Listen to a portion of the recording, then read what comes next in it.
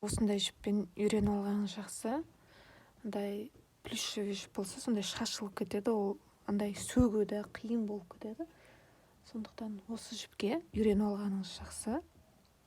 Бірінші осы саусаққа былай жіпті айналдырып аламыз. Осылай.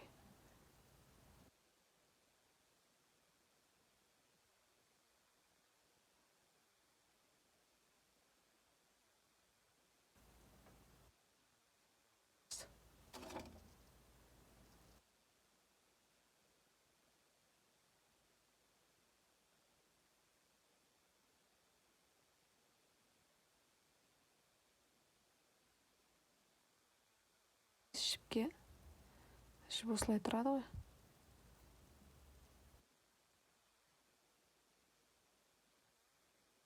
Ілмес. Тағы күрчекке жіпті айналдырамыз. Осылай шығарып аламыз. Күрчекке жіпті айналдырып аламыз. Осылай іліп шығарамыз. Бұл ауада 2 рет іліп аламыз дейтін сол. Ауада 2 рет іліп алып бастаймыз. Осы 2 рет ілгеніміз ауада 2 рет іліп алу деп айтамыз видеода. Осылай тартылу керек. 6 рет іліп шығуымыз керек. Ол үшін күрчекті осылай андай кольцо пайда болды ғой. Сол кольцоның ішінен күрчекті кіргіземіз.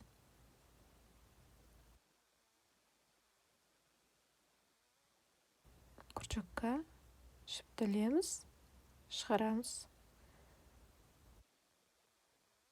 Осы 2 жіп пайда болды, содан айналдырып шығарамыз. Тағы да күрчекті кіргіземіз. Осылай жіпті іліп аламыз. Екінші столбик дайын болды, енді 3-ші столбикті аламыз.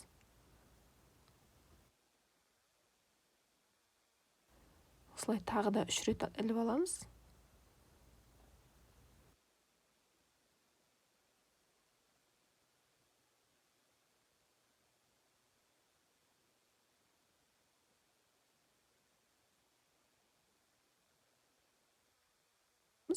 Сол тартқан кезде жиырылады.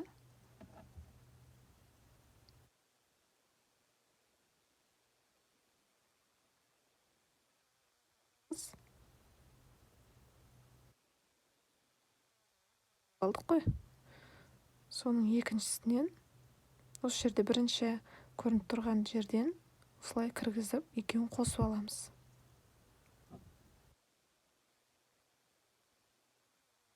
Күрчекке жіпті ілеміз.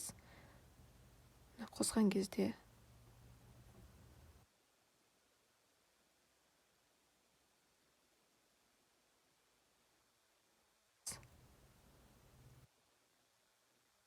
осылай шығарамыз да. Осылай шығарамыз. Бұл қосу осымен бітеді. Бірінші қатар осымен бітеді. Тағы да ауада 2 рет ілеміз. Мынау пайда болды ғой жіп. Содан 2 рет ілеміз. Бұл екінші қатар болады.